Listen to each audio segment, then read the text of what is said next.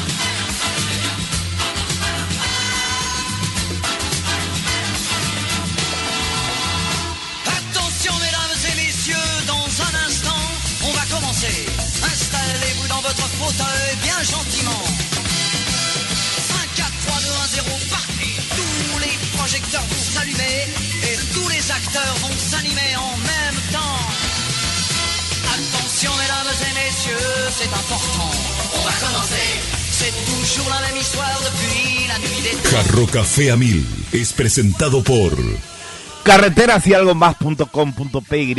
Toda la información sobre estructuras en un solo sitio web.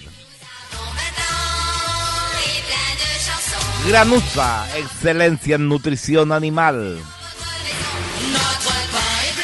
Resort, Yacht y Golf Club Paraguayo, déjate sorprender. Y Coca-Cola retornable, menos plástico para el mundo, más ahorro para vos. Coca-Cola, magia de verdad. Muy bien, muy buenas tardes, ¿cómo están ustedes? Bienvenidos a este Jarro Café primero de la semana, porque hoy es lunes. ¿Y el cuánto es hoy, Juanma? ¿El 4? ¿El 3? Lunes 3 de marzo del 2025. Espero que hayan disfrutado de este feriado largo. Espero que hayan descansado. Hoy me dijo alguien a la mañana, nosotros descansando y ustedes trabajando. Y yo le dije, no al aire, ¿verdad? Y yo le dije, a mí me encanta venir los feriados por varias cosas. Primero, porque las calles están vacías. Vos navegás tranquilamente, llegás sin ningún estrés. Y además, porque sé que mucha gente está descansando y puede escuchar más, digamos, atentamente la radio, si es que quiere, o puede estar haciendo algo en su casa y puede entonces poner la radio al volumen que quiera, no como muchas veces pasa en el trabajo, que tenés que poner bajito o escuchar con auricular, y es más cómodo escuchar fuerte la radio. Así que por eso a mí me gusta el feriado. Ya que es feriado, y para premiarle a la gente que está escuchando, voy a regalar un libro que es probablemente el segundo libro más importante de la historia humana. Por lo menos es el libro no religioso más influyente en la historia de la humanidad. Recién estaba hablando con Diana y le dije, estoy leyendo un libro, probablemente voy a leer todo entre hoy y mañana. O sea, si es que regalo, quiere decir que hoy ya tengo que leer todo porque mañana vamos a regalar. No, es demasiado extenso el libro. Y es en una traducción muy bien hecha, muy literaria. El autor se llama Nicolaus Copernic. Nosotros lo conocemos como Nicolás Copérnico, porque él, que es polaco, estudió y vivió prácticamente toda su vida en Italia y se cambió al italiano su nombre. El libro, por supuesto, en esa época, estamos hablando del Renacimiento, 1510 más o menos, está escrito en latín, el original. Y el título en latín es De Revolutionibus Orbium Celestim. Que dice la Tierra y su evolución en el espacio, en los cielos. Bueno, resulta que Copérnico expuso en este libro la teoría heliocéntrica. Y de eso vamos a hablar también un poco hoy. Pero así que aquellos que quieran este libro, está en castellano, no se preocupen, no está en latín. El original fue escrito en latín, De Revolutionibus Orbium Celestium, de Nicolás Copérnico. Lo que tienen que hacer es enviar un mensaje de texto o de voz al 0994 674 000. Y entonces ahí, entre todos los que se postulen para ganar el libro, que es nuevito, les digo, estoy terminando de leerlo, mañana ya puede venir a buscar en horas de oficina. Para ponerle contexto al libro, les voy a leer un poema que escribió otro grande, pero esta vez de la literatura y de la poesía, Dante Alighieri, después de haber leído el libro de Copérnico. Dijo el tipo: ¿qué se hizo del Edén, nuestro mundo de inocencia? Nuestro mundo de inocencia, piedad y poesía. ¿Qué se hizo del testimonio de los sentidos, de las convicciones de una fe poético-religiosa? O sea, dice Dante Alighieri en lenguaje poético, se derrumbó nuestro mundo de inocencia, de piedad, de poesía. Se derrumbó lo que nosotros pensábamos que era la verdad, apelando a nuestros sentidos. ¿Por qué decía eso Dante Alighieri? Porque según nuestros sentidos, nosotros estamos acá, el sol sale por el este y se pone por el oeste, gira alrededor nuestro. Eso es lo que nos dice nuestro sentido. Y no es cierto. Somos nosotros los que giramos alrededor del sol. Por eso es muy poético y muy lindo esto que escribió Dante Alighieri, que se hizo del testimonio de los sentidos, de las convicciones de una fe poético-religiosa, porque todas las religiones pregonaban que la Tierra es el centro del universo y que todo gira alrededor de la Tierra. Por supuesto, eso habrán sentido todos, Dante Alighieri y sus contemporáneos, al leer el libro y al resistirse, digamos, a perder todo esto, el mundo de la inocencia, de la piedad, de la poesía.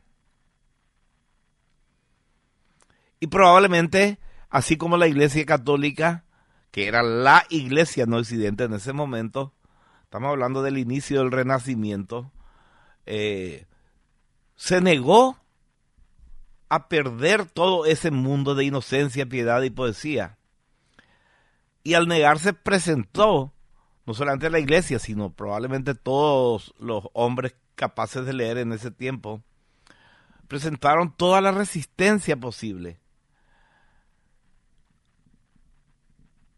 ¿Por qué? Porque era lo nuevo,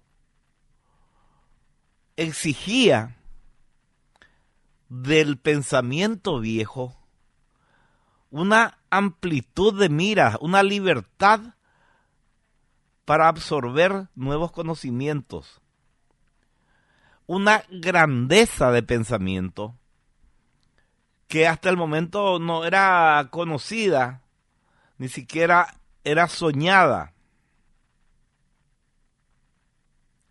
Así que lo que hizo Dante Alighieri es poner en pocas palabras el sentimiento de choque de toda una época ante lo que tenía entre sus manos, ante lo que veía y leía, porque además el libro tiene una serie de teoremas que corroboran, que comprueban lo que la mente de Copérnico descubrió. Digo la mente de Copérnico porque a diferencia de, por ejemplo, Galileo Galilei, que se valió de un instrumento, del telescopio, para no llegar a la conclusión, sino que para confirmar esto que Copérnico elaboró en su cabeza, mirando a las estrellas de noche, no valiéndose de ningún instrumento. O sea que estamos hablando de una de las obras fundamentales para entender el mundo en que vivimos. Probablemente este libro de Copérnico abrió el universo más que ninguna otra en ningún tiempo. Configuró una nueva forma, que es la forma que tenemos ahora de ver el mundo y de vernos a nosotros mismos, ¿verdad? Nuestro planeta es una mota de polvo en el universo, no es el centro del universo. Y en esa mota de polvo vivimos nosotros, que somos una molécula de la mota de polvo. Imagínense el cambio que produjo este libro, ¿verdad? O sea, Copérnico, con su libro de Revolutionibus Orbium Celestium, lo que hizo fue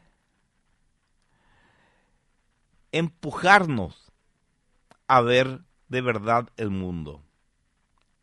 Le sacó a la humanidad de ese mundo cómodo donde él era el centro y el mimado, y empujó o situó a la humanidad en un lugar nuevo, exigiendo, como dije, una grandeza de pensamiento, un aceptar las cosas como son y no como sus sentidos le sugerían o le mostraban, y entonces sacar a la humanidad de ese escondrijo seguro. Ya que hablamos de escondrijo, Copérnico termina su obra y la escondió en un rincón en su casa durante 13 años. Porque sabía que si publicaba la obra, iba a tener sobre sí mismo la ira de la religión, la ira de aquellos que decían que la Tierra es el centro del universo. Y esa ira podía traducirse en una hoguera,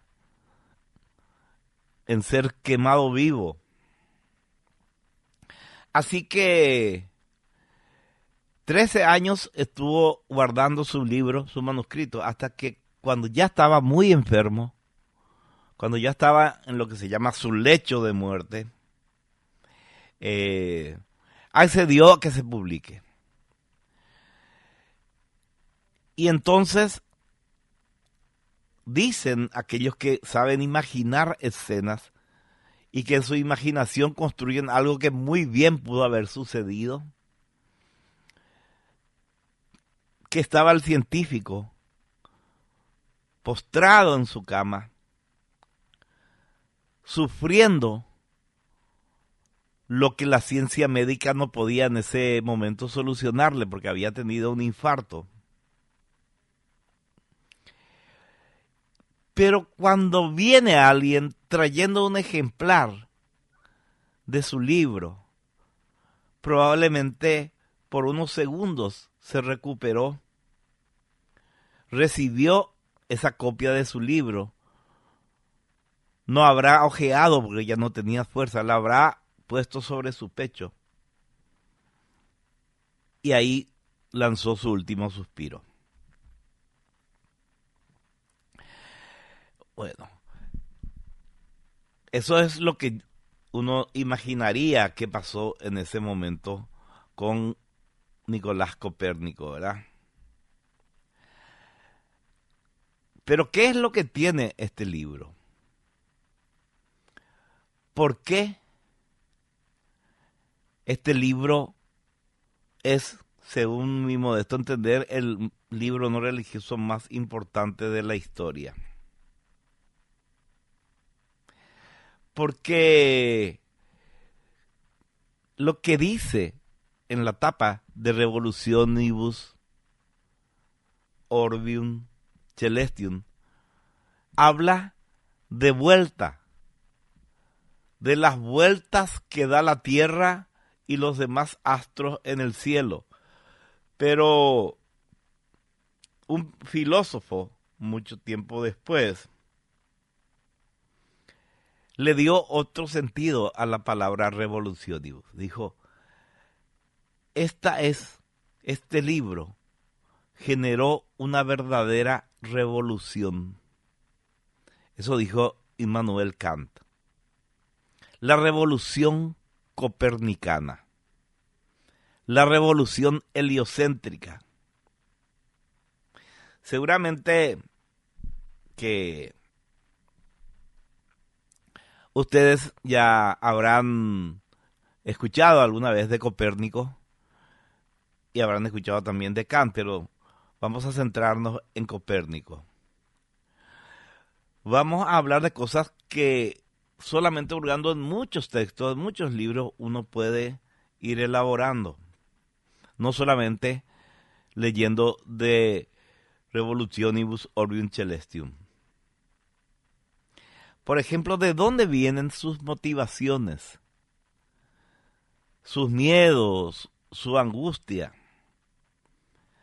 Su miedo y su angustia por no saber cómo iba a recibir su libro. Bueno, sabía que la religión iba a recibir su libro como una afrenta, como un pecado, como un sacrilegio. Pero no sabía cómo iba a recibir su libro la comunidad científica de su tiempo. ¿Cuál iba a ser el impacto en el futuro inmediato? Así que vamos a dejar de lado la historia reduccionista, sintetizada y muchas veces adulterada con muchos mitos falsos. Y vamos a tratar de encontrar ese mundo mucho más complejo en el cual Copérnico publica su libro. Por supuesto, él ya sabía y por supuesto la iglesia se enoja, ¿verdad? Eso dice la leyenda. Pero en realidad, a él le tocó en suerte un papa de gran apertura de miras y de gran interés por la ciencia, el Papa León X. Y los estudios que él le hizo avisar al Papa que estaba realizando, fueron incentivados por la iglesia. Ese es un giro copernicano, por ejemplo, que mucha gente no sabe. Por eso yo le dije, la iglesia se enojó, la iglesia se enfadó, le podían quemar, porque eso es lo que se supone que pasó. Eso es lo que mucha gente cuenta, pero fue al revés. Y hice este juego para que ustedes entiendan también a qué se llama giro copernicano. Gira la historia totalmente al otro lado, ¿verdad? No es cierto que la iglesia la haya perseguido. El Papa le incentivó a que continúe con sus estudios. Y eso es muy valioso, ¿verdad? Y no contento con que el Papa León X le incentivara a escribir el libro, después cuando muere el Papa y sube otro Papa, el Papa Clemente, tanto Clemente como cardenales y obispos elogiaron la obra. Así que el Papa quiso saber más, le pidió un ejemplar, leyó el Papa y aprobó. Y entonces ese libro, que cambió la percepción de la humanidad acerca del mundo, fue distribuido libremente durante más de un siglo. Resulta que no es raro esto, porque también muy poca gente sabe que Copérnico fue durante toda su vida, o por lo menos durante toda su vida adulta, un religioso, pero no un religioso alguien que está profundamente convencido, sino que un religioso que estaba adscrito a una orden religiosa. Y su revolución, su libro, en realidad era una pieza más de un movimiento imparable que estaba destinado a cambiar el mundo. Así que vamos a tratar de entender lo mejor posible, yo y ustedes, este importantísimo capítulo de la historia de la humanidad. Año 1500. Ese año marca un cambio de siglo, ¿verdad? Algo que parece hasta simbólico, porque en realidad es una convención, no es que paz, el 31 de diciembre de 1499 termina un siglo y el 1 de enero de 1500 comienza otro siglo. Es una convención, algo simbólico. Es algo que tiene una trascendencia simplemente numérica, para que nos acomodemos en el tiempo y para que sepamos cuándo vamos a cobrar nuestro sueldo y cuándo tenemos que pagar nuestras cuentas. En ese entonces estaban pasando muchas cosas en muchos ámbitos. El otro día hablamos, por ejemplo, de Leonardo da Vinci, que también perteneció al Renacimiento, ¿verdad? Y estaban pasando tantas cosas y todo a la vez, que estaban reconfigurando el mundo, que estaban cambiando las sociedades. Por ejemplo, en 1453 cae Constantinopla, la capital del Imperio Romano de Oriente. En 1459 se funda la Academia Platónica de Florencia, algo que ya habíamos mencionado cuando contamos la vida de Leonardo. En 1479 comienza el reinado de los reyes católicos, que iban a incorporar, gracias a su apoyo a un navegante intrépido como Cristóbal Colón, los reyes católicos iban a incorporar una porción grande del mundo al mundo conocido, nada menos que América, el continente donde estamos. Eso ocurrió en el 1492, cuando Colón llega a América. Pero también en el año 1492, los reyes católicos terminan de expulsar a los moros de España. O sea, terminan de vencer a los musulmanes y erradicarlos de Europa, en donde estuvieron por 7 siglos, sobre todo en la península ibérica. Imagínense el cambio, ¿verdad? En 1503, Erasmo de Rotterdam comienza a publicar los textos que anticipan lo que iba a ser la reforma protestante. En esa época también se va dejando atrás el modelo feudal. Se producen cambios muy profundos a nivel social. Estamos hablando de la salida de la humanidad, de la Edad Media, que no fue tan oscura como se pinta, también vamos a hablar un día de eso, pero la vuelta a una evolución científica, artística y política que había permanecido bastante aletargada durante muchos siglos, ¿verdad?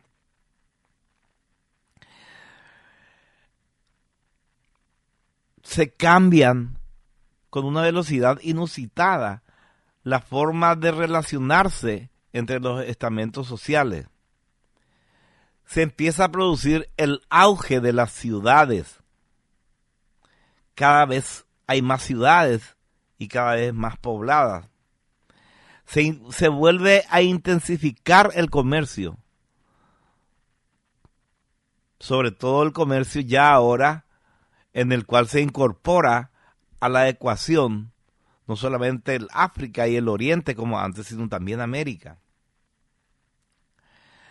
Llega una época de prosperidad gracias a estos movimientos. Y en esa prosperidad va ganando peso un estamento social que no existía, la burguesía. Porque antes eran los nobles y los plebeyos. Los plebeyos eran todos pobres, los nobles, los dueños de las tierras, que era el principal bien de producción, ¿verdad? Empieza a formarse la burguesía. Y con eso se van formando los estados modernos. Cada uno con su lengua, la mayoría de ellas procedentes del latín, las lenguas latinas. Y se van consolidando los modelos de monarquía absoluta. O sea, el mundo definitivamente en todos sus aspectos era nuevo. El mundo estaba cambiando, se estaba expandiendo físicamente por la incorporación de América, pero también intelectualmente. O sea, la humanidad estaba entrando en lo que ahora llamamos el mundo moderno. Los que estudiamos historia en la secundaria sabemos que se fijó una fecha también simbólica, en el año 1492, año en que se descubre América y se expulsa a los moros de Europa, como el inicio de la era moderna, ¿verdad? Y había una cantidad de movimientos intelectuales. Sobresalía, por ejemplo, Petrarca en la poesía, Miguel Ángel y Leonardo en el arte, Faychín en filosofía. Y todos estos movimientos empujan una nueva visión del hombre y del mundo, que es el lugar en donde el hombre habita y el mundo que en ese momento era el mundo, o sea, momentos antes era el centro del universo y después ya no, la Tierra. Y también se sientan las bases de lo que hoy llamamos humanismo, o sea, cambiar el concepto de que el ser humano es un servidor de Dios por el concepto de que el ser humano es el centro del interés de Dios y que entonces los seres humanos entre nosotros tenemos que interesarnos en nosotros mismos. O sea, todos esos cambios reconfiguraban en ese momento el pensamiento del ser humano, mirando a una historia que empezaba ahí y que iba a ser totalmente diferente. Cambia la forma que tiene el ser humano de ver el mundo. Cambia también la forma en que el ser humano se ve a sí mismo. El ser humano se llena de ganas de vivir, se llena de optimismo, tiene esperanza en la libertad y nace el individualismo. Aumenta también la confianza en la razón. Y no solo eso, pasa algo más en ese momento. La nueva visión del mundo empieza a ponderar positivamente algunas ciencias que eran consideradas apenas útiles para el comercio, para la contabilidad, por ejemplo, las matemáticas. Y a las matemáticas se le une la observación. Y a la matemática y a la observación se le une la experimentación. O sea, razón, matemática, observación y experimentación. O sea, imagínense el plato que se está sirviendo en la mesa. Porque estos son los ingredientes que dieron lugar al nacimiento de la ciencia moderna. Razón, matemática, observación y experimentación. Bueno, pero después vamos a hablar de eso. Estamos adelantándonos a la historia. Vamos a tratar de ordenarnos para que se entienda, ¿verdad?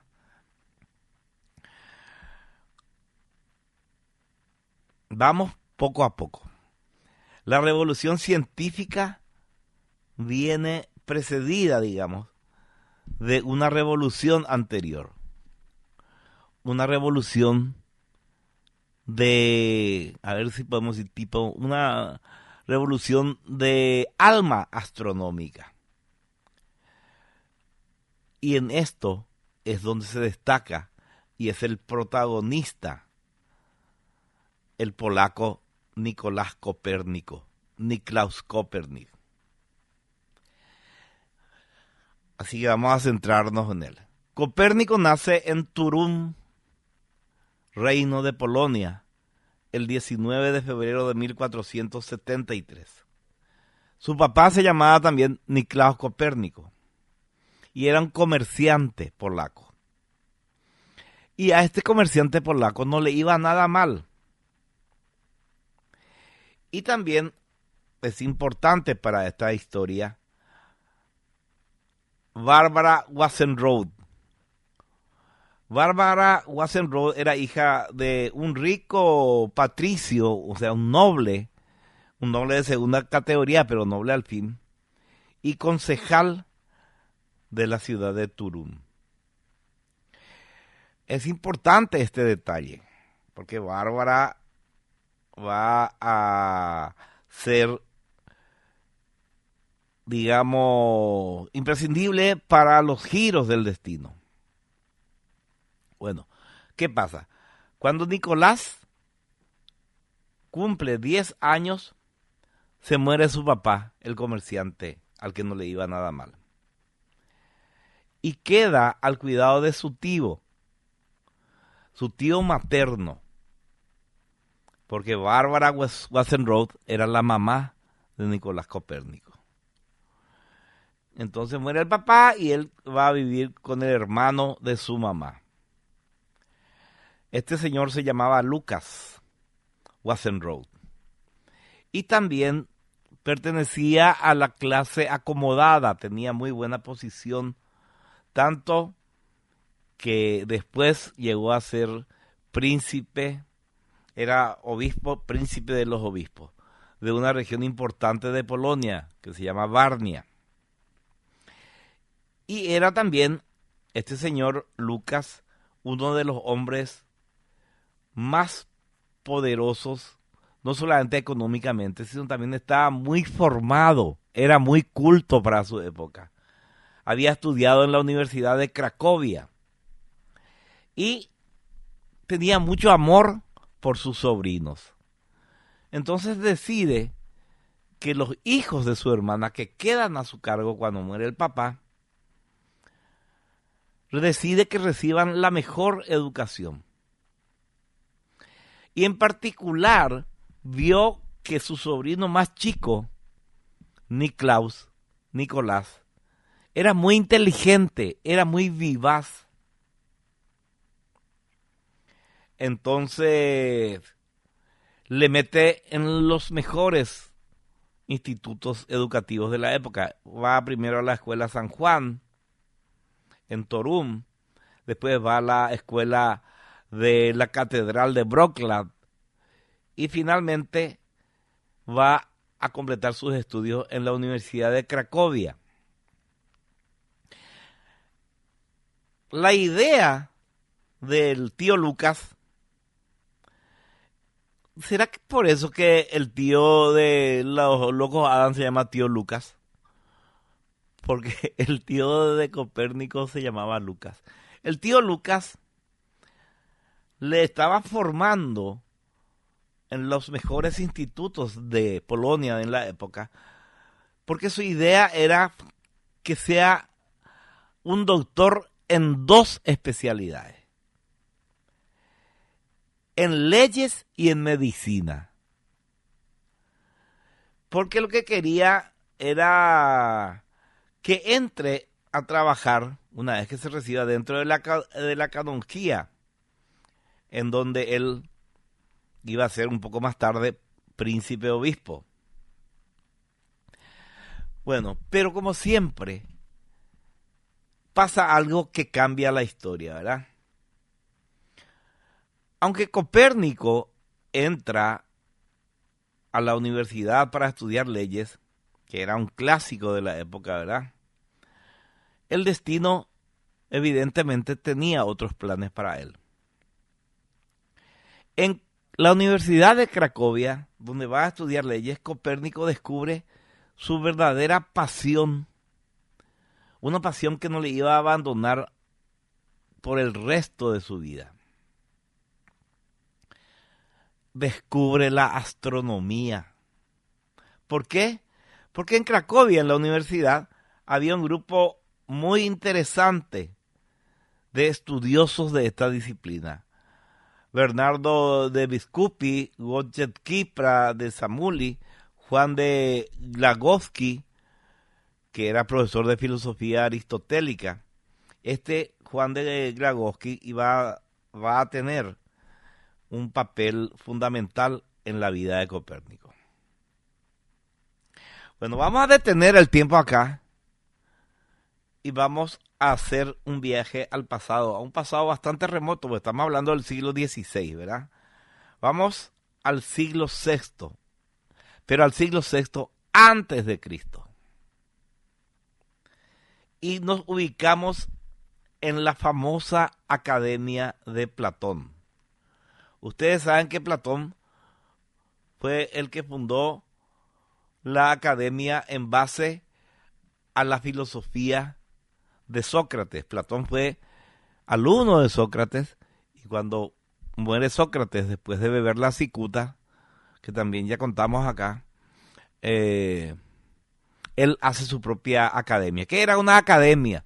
Era un grupo de alumnos, todos hombres, porque lamentablemente en esa época las mujeres no tenían acceso a la educación y menos a la educación filosófica, y él iba instruyendo a los alumnos e iba dándoles las herramientas para que piensen por sí mismos, ¿verdad? Bueno, estamos entonces en la Academia de Platón. Y ahí se está formando un muchachito de Macedonia. Este muchachito, alumno de Platón, se llamaba Aristóteles.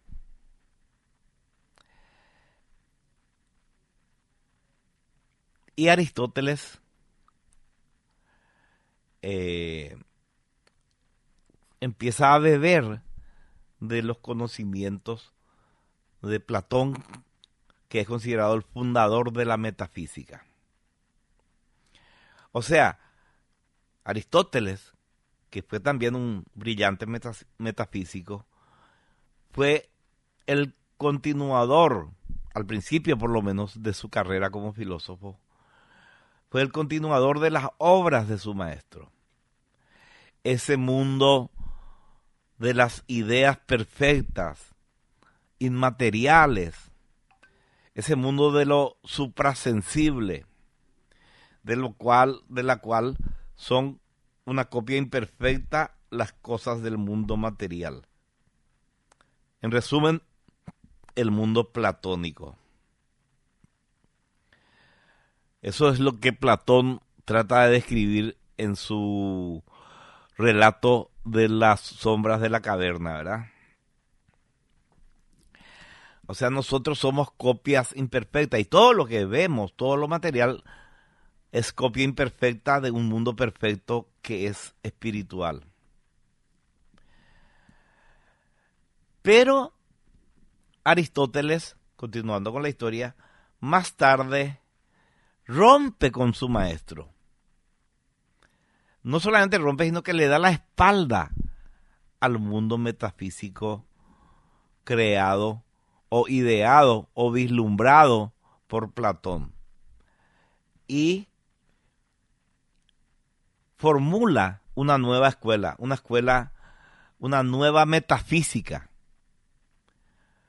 que tiene una filosofía bastante más aterrizada, digamos, bastante más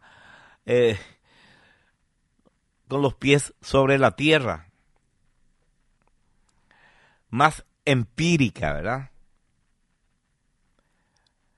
Sin ese mundo superior de las ideas, pero con esa idea que propone la unión de materia y forma que podemos ver en nuestro mundo con eso metafísico que tenía. O sea, no separa, une los dos mundos Aristóteles, ¿verdad? Aristóteles fue una bestia, ¿verdad? Un pensador del carajo, un pensador todoterreno.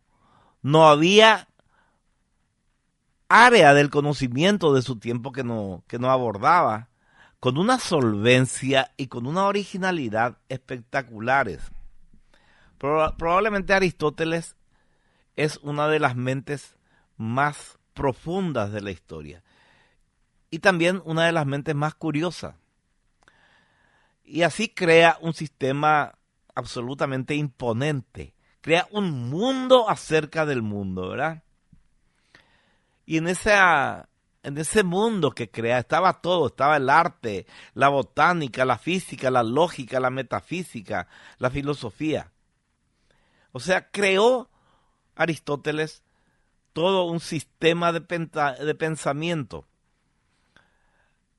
Dicho sea de paso, Aristóteles fue el maestro que Filipo II de Macedonia eligió para su hijo. Fue el mentor del hijo del rey de Macedonia. ¿Y quién era el hijo del rey de Macedonia? Pregunta para la clase. ¿Quién era el hijo de Filipo II de Macedonia? Hay un libro ahí chiquito, ¿verdad? Fabi, un libro. Traen a uno de esos libros que está ahí de historia, que tiene tapa marrón. Al primero que me diga quién fue el hijo de Filipo II, rey de Macedonia, le voy a regalar otro libro. Entre todos los que me escriban, vamos a regalar el libro de Copérnico. Pero al primero que me diga quién fue el hijo de Filipo II de Macedonia, le voy a regalar el libro de Igor Fleischer Chevalley, El Holocausto, que habla de la guerra contra la Triple Alianza. Este libro para el primero que me diga. Vamos a ver si alguien sabe. A ver.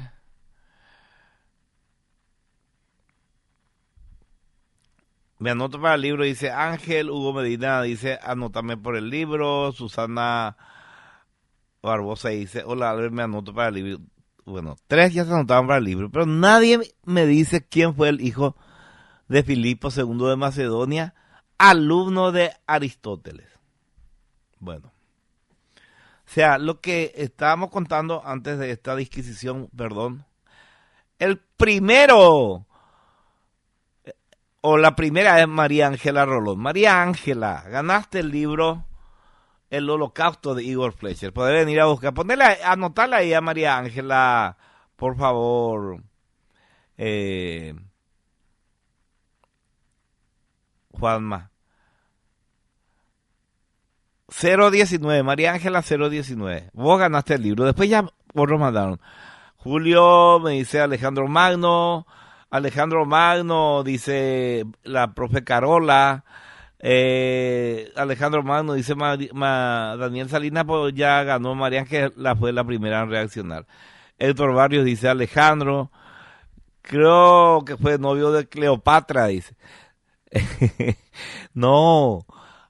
Varios siglos separan a Alejandro Magno de Cleopatra, profe Carola. Cleopatra fue bueno, vamos a decirle novia, tuvo hijos con 2 emperadores romanos, ¿verdad? Primero con Julio César, que le dio a un hijo que se llamó Cesarión, y después tuvo otro hijo, fue pareja también de otro emperador romano. No le decía asco a ningún emperador, Cleopatra. Pero muchos siglos después del tiempo en que vivió tanto Aristóteles como Alejandro Magno. Bueno, sigamos. Dijimos que Aristóteles fue un portento, un fenómeno de la naturaleza que creó todo un sistema de pensamiento. Y este sistema de pensamiento era tan imponente y tan bien sustentado, no por los experimentos, sino por el sentido común, que fue el más compartido, que fue el más apoyado, que fue privilegiado como la verdad revelada por los sabios de su época, y no solamente los de su época, sino los de las épocas que iban a venir. Su obra fue primero recuperada por el mundo musulmán, con Avicena y Averroes, entre otros. Y finalmente fue devuelta al mundo occidental por los traductores de la Escuela de Toledo, España, cuando España estaba invadida por los musulmanes. Así llega entonces la obra de Aristóteles al mundo medieval cristiano. Y ahí se consolida, digamos, porque adopta el mundo armado por Aristóteles otro genio, Santo Tomás de Aquino, que escribe la Summa Teológica, que convalida el mundo aristotélico. ¿Qué es lo que hace Santo Tomás? Adopta, más que adopta, adapta al pensamiento cristiano el mundo aristotélico. Estamos, por supuesto, otra vez saltando muchos años. Estamos otra vez en el final de la Edad Media. Y vemos que el marco, el mundo aristotélico, triunfa en ese mundo occidental europeo. Y entonces, el mundo aristotélico, la creación de Aristóteles, es enseñado en las principales universidades de Europa. O sea, cuando Copérnico ingresa a la Universidad de Cracovia, ahí se enseñaba, como en todas las universidades europeas, el mundo aristotélico. ¿Y por qué esto es importante? Y bueno, porque Aristóteles, ya dijimos, que abarcó todo tipo de conocimientos. Habló de botánica, de biología, de lógica, de física, de metafísica y por supuesto también de astronomía. Y ahí es donde yo siempre digo, un tonto puede causar daño, pero un daño menor. Pero un genio puede causar un daño gigantesco. ¿Y qué daño causó Aristóteles? Era tan perfecto el mundo, era tan poderoso su pensamiento, que anuló todo otro tipo de propuesta de cómo era el mundo. Ciñó a la astronomía a lo que él creía, y él estaba equivocado. O sea, siglo VI antes de Cristo, 1500, 2000 años paró el conocimiento astronómico, porque nadie se atrevía a discutir lo que proponía Aristóteles, que era un genio, ¿verdad? Bueno, el modelo de Aristóteles era geocéntrico. El cosmos era esférico y tenía un límite. Se acababa en un lado, en una última esfera. Y estaba inmóvil. La Tierra en el medio, inmóvil. El Sol girando alrededor de la Tierra, pero todo el cosmos, todo el mundo esférico estaba inmóvil, ¿verdad?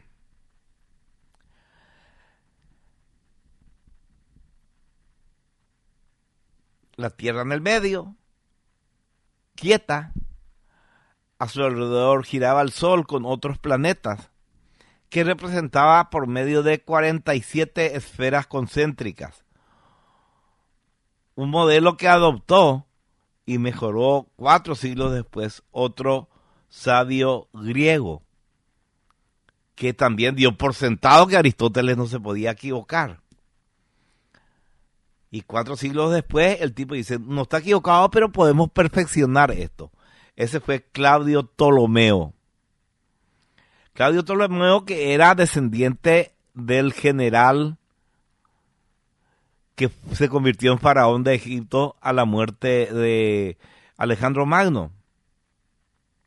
Descendiente ya de muchas generaciones. Así como también fue descendiente de muchas generaciones de Ptolomeo, la señorita Cleopatra. ¿Qué hizo Claudio Ptolomeo? Compiló el mejor catálogo de estrellas del momento. O sea, registró una gran cantidad de estrellas. Estamos hablando de un tiempo que no había telescopio, maestro. A ojo desnudo tenías que mirar y clasificar. Un laburo de negro, ¿verdad? Pese a que no era negro. Bueno, este catálogo que Claudio Ptolomeo compiló, digamos, no fue superado en más de 1000 años. Pero hizo algo más importante que su catálogo de estrellas. Le asoció ese catálogo el modelo aristotélico, el modelo geocéntrico. Pero no directamente. No porque no funcionara, sino que, vamos a decir que tuneó la teoría aristotélica. Y tuneó también su catálogo de estrellas para que ambos encajaran perfectamente, ¿verdad? O sea, el modelo de Ptolomeo, vamos a decirle el modelo tolemaico, es como el modelo aristotélico esencialmente. La Tierra en el centro. Pero las órbitas de los planetas sufren en el modelo tolemaico correcciones. Le mete correcciones de muchos tipos. Que se llama, por ejemplo, revolución excéntrica, epiciclo, esas cosas que modifican los movimientos de los planetas del modelo para que así coincidan con su catálogo de estrellas, ¿verdad? Escribe con todo este trabajo, pues un laburo es encajar un modelo con otro. Le llama el Tratado Matemático. Es una obra espectacular, la obra de Claudio Ptolomeo. Pero era tan brutal, tan bestial, tan bien hecha, que los árabes cuando reciben el libro, le cambian el nombre y le ponen el Magesto. O sea, el Magesto quiere decir el más grande. O sea, quedan tan maravillados los árabes que en ese momento no eran los árabes actuales, eran personas muy cultas. Gran parte también de la herencia cultural europea bebió de la cultura árabe, para que sepan. Pero cuando reciben el libro de Claudio Ptolomeo, quedan tan maravillados, le ponen la piel de gallina, se le paran los pelos de la oreja y le llaman al libro no tratado matemático, sino el Magesto, el más grande.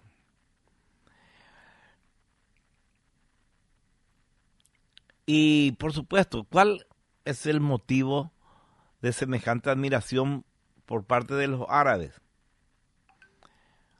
Y es que realmente la obra de Ptolomeo, de Claudio Ptolomeo, es superlativa. Incluso mirando con los ojos de la ciencia actual. Mira que ya tenemos toneladas de instrumentos, satélites, telescopios espaciales, de todo tenemos, ¿verdad? Pero aún a los ojos modernos, la obra de Ptolomeo es majestuosa, es realmente el Magesto. Pero también esta obra, que estaba equivocada en esencia, porque postulaba el geocentrismo, o sea que la Tierra es el centro del universo,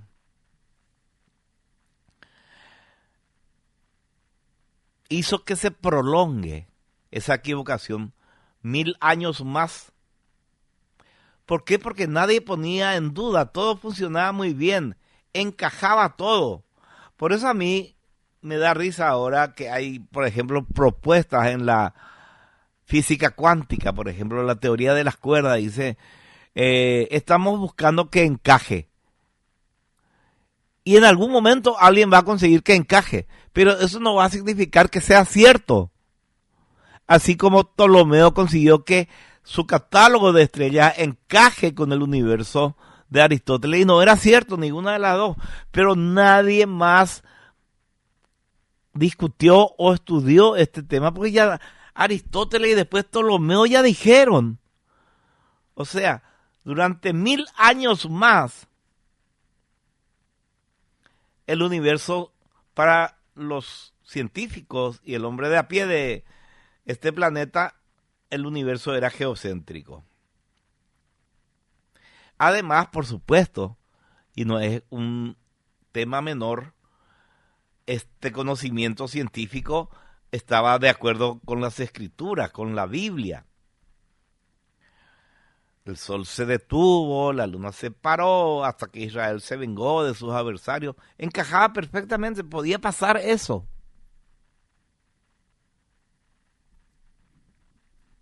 Bueno, esto es el mundo en el que nace Copérnico, ¿verdad? El mundo aristotélico y tolemaico. En cuanto a la astronomía, el mundo en donde la Tierra es el centro. Para que vean a qué desafió Copérnico. A 2000 años de estatismo astronómico, ¿verdad?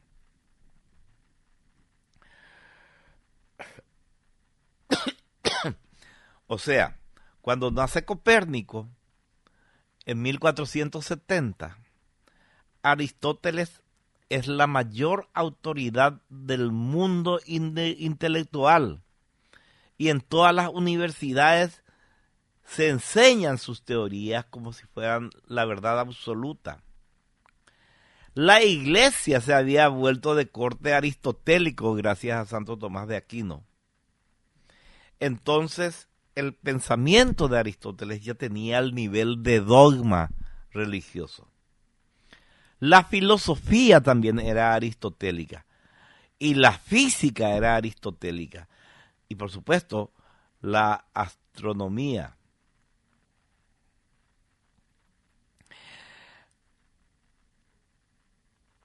Y ahora voy a decir, ¿qué burros eran? Si todos podemos darnos cuenta que la Tierra gira.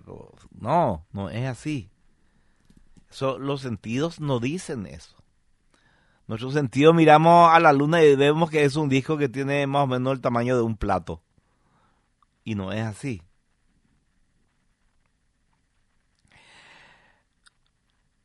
Desde nuestra posición en la Tierra, evidentemente parece que lo que gira es el Sol.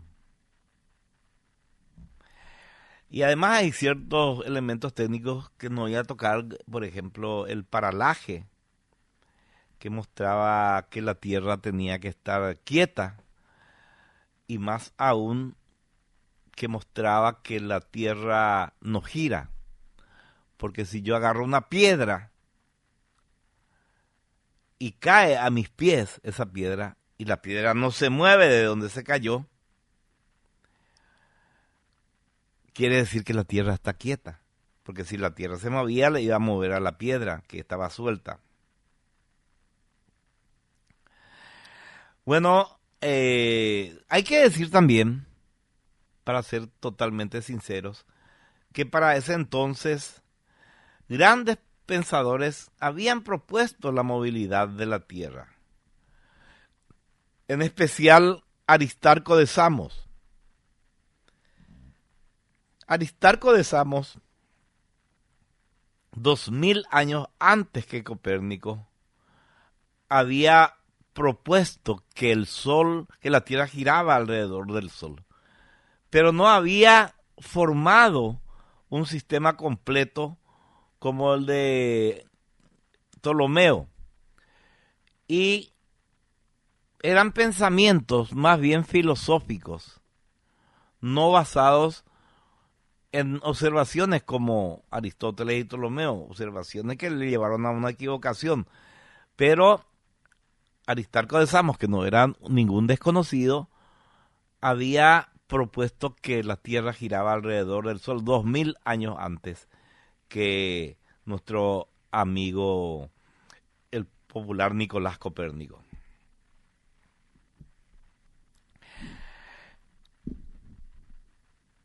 Entonces, Aristarco no resolvió estos problemas que un cambio de sistema tan radical tenía que resolver. Hay que darse cuenta de que entonces no existía la física del movimiento que creó Galileo Galilei más de 100 años después de Copérnico.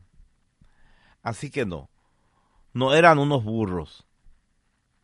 La física geocéntrica era la más lógica antes de la llegada de la revolución científica, en las cuales son grandes protagonistas Galileo Galilei e Isaac Newton. Antes de ellos, no creer en la teoría geocéntrica era directamente estar loco.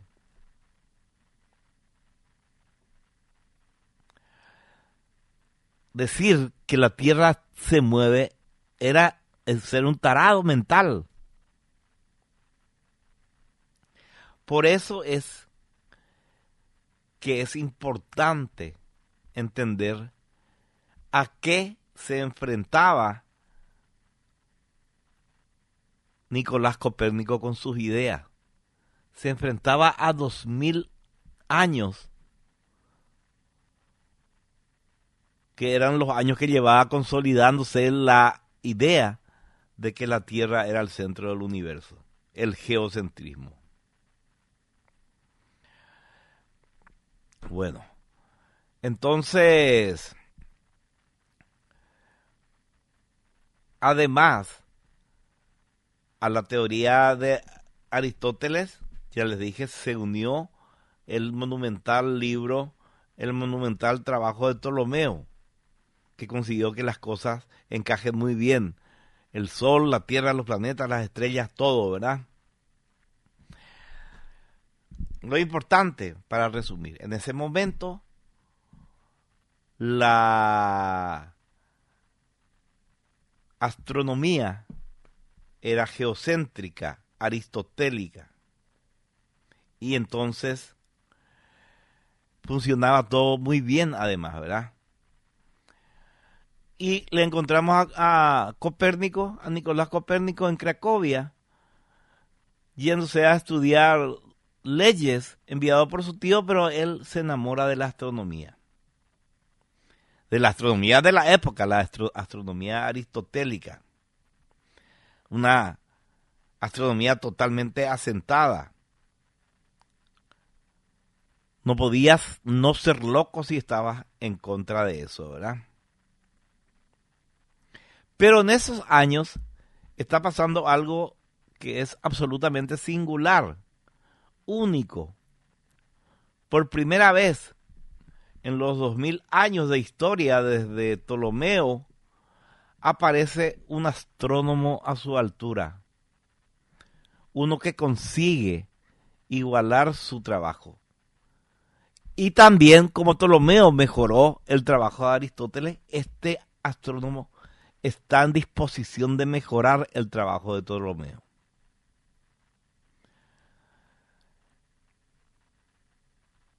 Nos mudamos entonces a la Universidad de Viena. Estábamos en Cracovia con Copérnico. Vamos a la Universidad de Viena unos años antes. Vamos al 1450. Y ahí, en la Universidad de Viena, da clases un personaje absolutamente singular. George von Feuerbach. En esos años, en la Universidad de Viena no hay astronomía. Y este joven, Feuerbach, es el primero que se interesa por mirar al cielo. Así que como no hay una carrera de astronomía en la Universidad de Viena, tiene que aprender de manera autodidacta. No tiene maestros para aprender astronomía. ¿Qué es lo que hace entonces Feuerbach? Consigue una copia del Magesto, del libro de Claudio Ptolomeo, que ya se había recuperado. Los árabes habían rescatado ese libro, lo habían por supuesto traducido al árabe y alguien tradujo de vuelta, no al idioma que se hablaba en Austria, en Viena, sino al latín, que era el idioma que manejaban los que querían leer, porque todos los libros estaban escritos o en latín o en griego. Así que ahí empieza la historia, cuando Feuerbach consigue una copia del Magesto. Y ahí termina el capítulo de hoy. Vamos a continuar mañana, si les parece bien. Porque ahora lo que vamos a hacer es irnos a la pausa. Pero antes de irnos a la pausa, también lo que vamos a hacer es contarles algunas cosas. Por ejemplo, Granusa presenta una solución práctica y eficiente para tu campo. Micromin Guazú, un suplemento mineral proteico en forma de bloques que aumenta la ganancia de peso, mejora los índices reproductivos y cubre todas las exigencias de microminerales de los animales. Una tecnología que facilita el manejo y logística con un alto retorno financiero con baja inversión. Contactanos al 0983-133-133 o en nuestras redes sociales de Facebook e Instagram y desarrollemos juntos tu mejor plan. Granusa, excelencia en nutrición animal. Carreteras y algo más de Andrea Peris es un medio digital paraguayo enfocado en las carreteras, infraestructura, agua y saneamiento, tecnología, eventos, en donde mostramos el crecimiento del país. Pedí ya ser parte de este gran sector que une a quienes consideran que la infraestructura es fundamental para el desarrollo. Desde Carreteras y algo más ofrecemos espacios publicitarios en redes sociales y en nuestra plataforma web. Conocenos más en www.carreterasyalgomás.com.py. Seguinos en redes sociales, estamos en Facebook, Instagram y YouTube como Carreteras y algo más de Andrea Peris y en X como @perisandru. Sé parte de nuestro grupo de WhatsApp de noticias de este apasionante sector.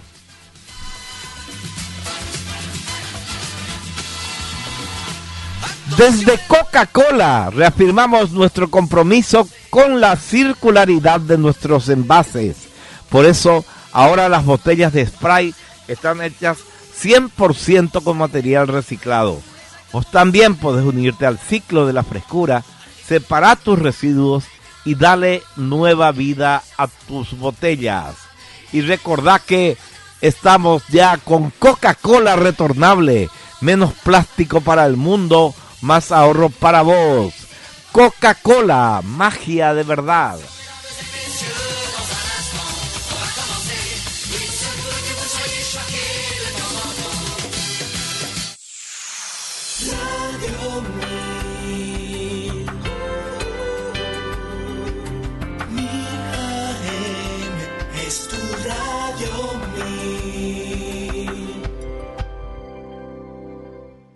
Carreteras y algo más.com.py. Creciendo juntos. Toda la información sobre infraestructura en general y de carreteras de Paraguay y del mundo en un solo lugar. Carreteras y algo más de Andrea Peris. Visítanos en www.carreterasyalgomás.com.py y Twitter @perisandru. Hashtag Carreteras y algo más. Instagram @carreteras y algo más.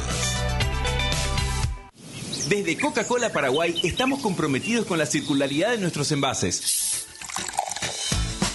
Por eso ahora las botellas de Sprite también están hechas 100% con botellas recicladas. Únete al ciclo de la frescura, separa tus residuos y dale una nueva vida a tus envases. La producción nacional necesita aliados para seguir creciendo. Por esa razón, en Granusa impulsamos el desarrollo productivo del país gracias a la innovación en nutrición animal. Nuestra misión principal es ayudarte a lograr tus objetivos en cada etapa y ciclo productivo. Somos tus aliados estratégicos en nutrición para la ganadería paraguaya.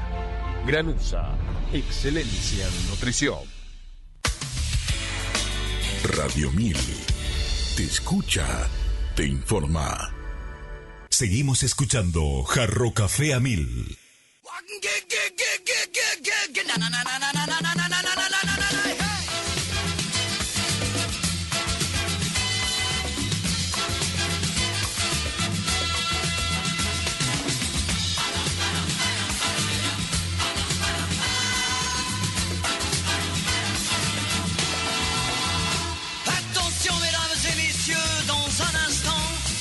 Installez-vous dans votre fauteuil bien gentiment.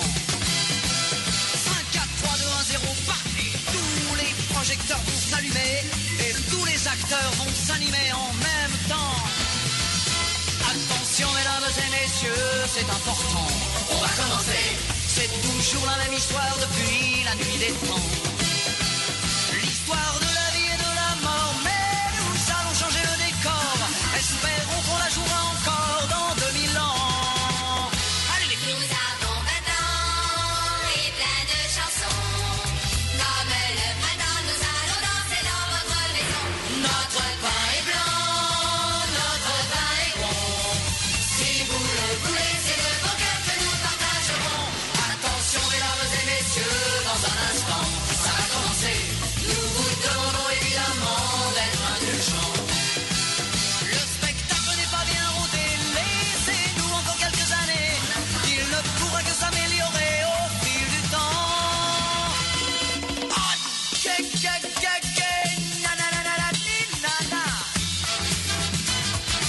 ...19, 15 minutos, a ver qué dice la gente. Dice acá César Alejandro Magno, pues llegaste tarde, César, pues me alegra que vos, mucha gente sabe. Hola Albert, gracias, dice María Ángela Rolón. 019, sí, claro, ya estás anotada, podés venir a buscar tu libro desde mañana. Hola Alberto, fue Alejandro Magno, creo, saludo, dice Luis Díaz de Bedoya, sí, Alejandro Magno fue. Me anoto para el libro, Alejandro, y ahora te anotas para el libro de Orbitus, de Revolutionibus Orbis Coelium, de Copérnico. La profe Carola dice, se me juntó el ganado, no más a mí nomás a mí, no a ella. Muy bien, profe Carola. Buenas tardes. Sí, podrían ayudarnos a los padres a difundir nuestra nota de la escuela San Jorge de maestro no sé qué, barrio San Jorge. Vamos a ver de qué se trata tu nota. Vía de despedida, Alejandro Magno fue su hijo, Ariel Núñez fue su alumno de Aristóteles, hijo de Filipo de Macedonia. Alejandro Magno fue su hijo. Quiero ganarme el libro. Ariel Núñez, muy bueno el programa, pero Ariel Núñez, llegaste tarde. Al primero era porque era un libro, bueno, ya vamos a sortear. Creo que Johannes Kepler también contribuyó a favor de la teoría heliocéntrica. Exactamente, sí señor. Hola Albert, estoy relajado escuchándote, voy por el libro, dice Luciano Torres. Qué suerte que estás relajado, Luciano. Dice acá Alberto, algunos videitos para el recuerdo de Hola y Adiós. Ah, bueno. Ahora nos vamos a la pausa. Radio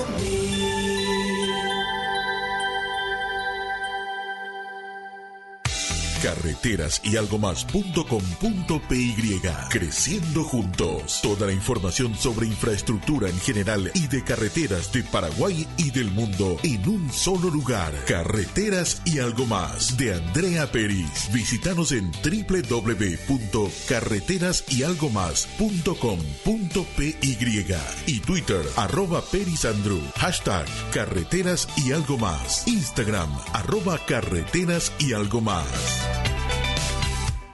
Desde Coca-Cola Paraguay estamos comprometidos con la circularidad de nuestros envases.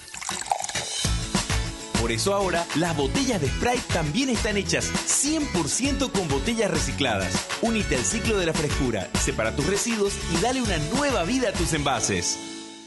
La producción nacional necesita aliados para seguir creciendo. Por esa razón, en Granusa impulsamos el desarrollo productivo del país gracias a la innovación en nutrición animal. Nuestra misión principal es ayudarte a lograr tus objetivos en cada etapa y ciclo productivo. Somos tus aliados estratégicos en nutrición para la ganadería paraguaya. Granusa, excelencia en nutrición. Transmite Radio 1000 AM. Seguimos escuchando Jarro Café a 1000.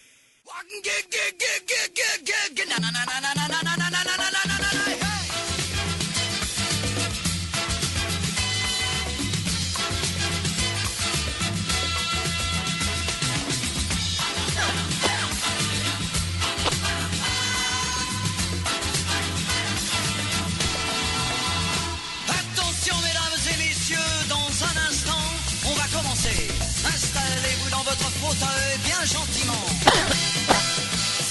4, 3, 2, 1, 0, parti. Tous les projecteurs vont s'allumer et tous les acteurs vont s'animer en même temps. Attention mesdames et messieurs, c'est important. On va commencer. C'est toujours la même histoire depuis la nuit des temps. L'histoire de la vie et de la mort, mais nous allons changer le décor. Espérons qu'on la jouera encore dans 2000 ans.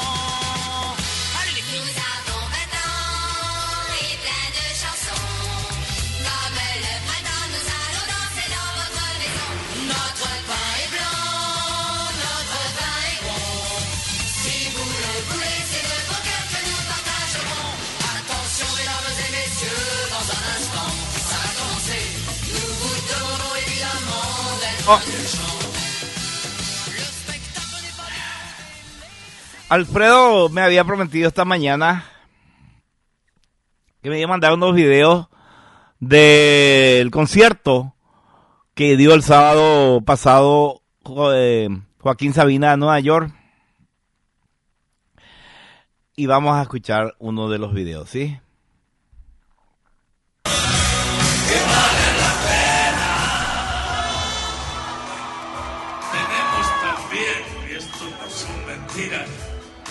Son verdades que valen la pena.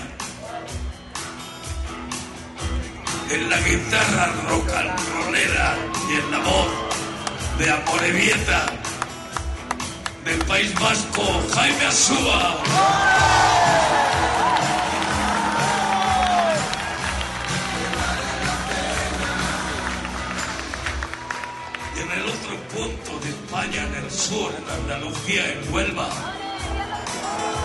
Estábamos muy hartos de las giras de hombres solos. Necesitábamos una chica que nos endulzara, como lo hace Ana Barros de Huelva.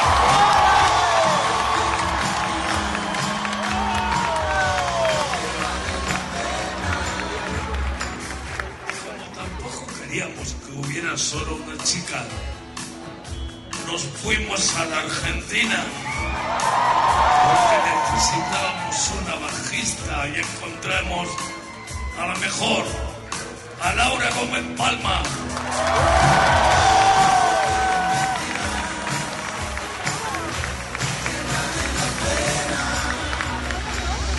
Y además los antiguos cantautores. Espectacular. Espectacular. Con más tiempo vamos a ver todos los videos. 3 videos me envió. Gracias, Alfredo. Un capo. Pausa. Última. Radio Mil. Mil AM es tu Radio Mil. Desde Coca-Cola Paraguay estamos comprometidos con la circularidad de nuestros envases. Por eso ahora, las botellas de Sprite también están hechas 100% con botellas recicladas. Únete al ciclo de la frescura, separa tus residuos y dale una nueva vida a tus envases. La producción nacional necesita aliados para seguir creciendo. Por esa razón, en Granusa impulsamos el desarrollo productivo del país gracias a la innovación en nutrición animal. Nuestra misión principal es ayudarte a lograr tus objetivos en cada etapa y ciclo productivo. Somos tus aliados estratégicos en nutrición para la ganadería paraguaya. Granusa, excelencia en nutrición. Proba los mejores chorizos y las mejores hamburguesas, los fiambres y los jamones que no falten en tu heladera. Qué rico está el chipaguazú y la sopa paraguaya, porque en cada momento Guaraní te acompaña.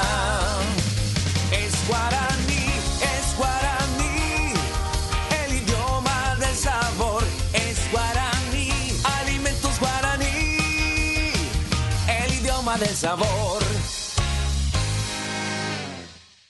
Esta es Radio 1000 AM, 1000 kilohertz. 1000 AM es tu Radio Mil. Asunción, Paraguay. Bueno, dice acá, buenas, está genial el programa, muy interesante. Quizá a modo de complemento se podría acentuar que el relato presentado es estrictamente eurocéntrico. La cantidad de filósofos persas que abordaron el tema heliocentrismo es muy alta. Tiene que ser. En otros frentes muchos hablaban de multicentro. Qué interesante, estos son aportes interesantes. Voy a bucear un poco en eso de los filósofos persas, porque no leí nada de ellos. Te agradezco mucho. Y con este agradecimiento nos vamos. Se acabó lo que se daba. Volvemos mañana a las 8 de la mañana. El que nos esté escuchando la radio a esa hora ya sabe muy bien lo que es. ¡Chao! Jarro Café a 1000 fue presentado por Carreteras y algo más.com.py. Toda la información sobre estructuras en un solo sitio web. Resort Yacht y Golf Club Paraguayo. Déjate sorprender. Granusa, excelencia en nutrición. Y Coca-Cola retornable. Menos plástico para el mundo, más ahorro para vos. Coca-Cola, magia de verdad.